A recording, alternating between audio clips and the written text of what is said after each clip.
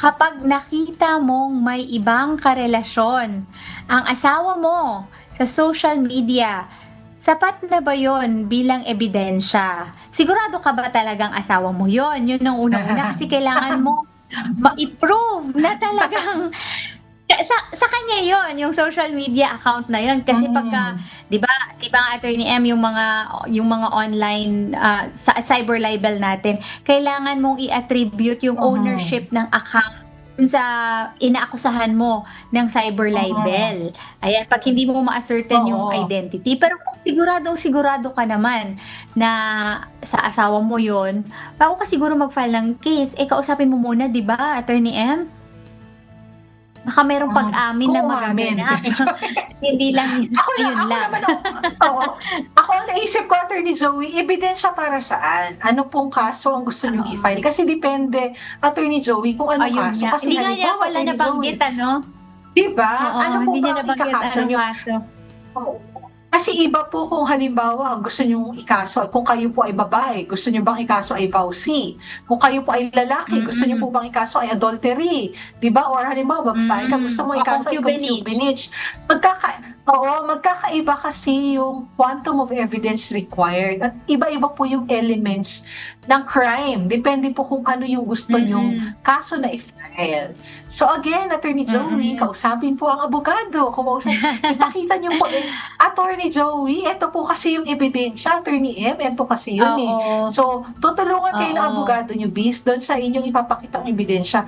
Mayroon nga ba, Attorney Joey, puwedeng ikaso? Kasi nga again, Attorney Joey, Mm. i-ascertain mo muna talaga bang asawa mo 'yan, yung nag-post niyan, 'di Oo, ba? Baka tsaka naman oo, at kasi pag Attorney naging Joey, uso yung congressman si phishing Attorney ngayon. M, oo, yun na nga, sabi ko nga siya ba talaga yun? Baka naman hindi, baka Mm. ginawan-gawan lang ng account. Tapos Attorney M, sabi ko nga pag naging congressman ka, mag-craft ka ng batas na hindi na maging fair kasi napakahirap i-prove ng Ang hirap. concubinage. Kumbaga, ang ibig sabihin ng Oo. concubinage is kung yung lalaki ang nangaliwa, napakahirap Mhm. i-prove. Pero yung adultery, napakadali kasi under sa ating Oo. batas yung quantum of evidence, yung pictures accepted 'di ba sa adultery. Pero sa concubinage Oo. hindi, kailangan muna nilang Puwede. magsama under scandalous circumstances, kailangan muna niyang binahay, kailangan muna niyang may ebidensyang nabuntis Pinakilala. na yung babae.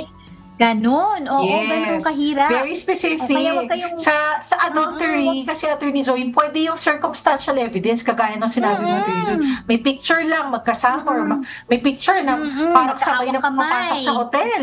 Oo, magkahawak ng Oo, kamay. Puwede na ayun. siyang gamitin Mm. for a case of adultery kasi kapag adultery po ang kinakasuhan ay yung asawang Yung babae na babae. siya yung nakikiapid, Mm, oo. As opposed to ang mm. concubinage, yung asawang lalaki ang kinakasuhan ng concubinage. Yun nga, Attorney Joey, tama ka. Very specific, eh. Kailangan having intercourse Mm. under scandalous circumstances, tumitira sa ibang bayan na pinapakilala na niya na asawa niya yung isang Hmm, babae or dinala doon sa marital home nila, di ba? So, very kasi specific. Sino po ang lalaki ang gagawa Attorney M nun, di ba, in this day and age? kaya nga, Oo. correct. May client kasi ako, Attorney M, na nakita na niya nanood ng sine, magkahawak kamay, gano'n talagang ang sweet-sweet. Hindi talaga pupuwede pa yung concubinage dun sa sinasabi ko talaga masakit man. Hindi mo pupuwede siyang kasuhan ng concubinage based on these evidences alone. Hindi siya it will not hold any Oo. water, 'di ba, Attorney M? Oo, Oo. Pero wag mangamba ayun. ang ating mga kababaihang dahil yun nga, Attorney Joey, meron tayong vowsy 'no, na kung tutuusin Ayun, ay dun tayo sa vowsy. napakatibay, oo. Pero siyempre mag-unus Mm, dili din kasi, Attorney Joey, this is also a criminal case 'no, yung vowsy, yung Violence Against Women and Their Children Act 'no. So mas madali siyang patunayan at yun nga, 'di ba, puwedeng physical violence, emotional, psychological, even financial violence, 'di mm, ba? So napakaraming grounds.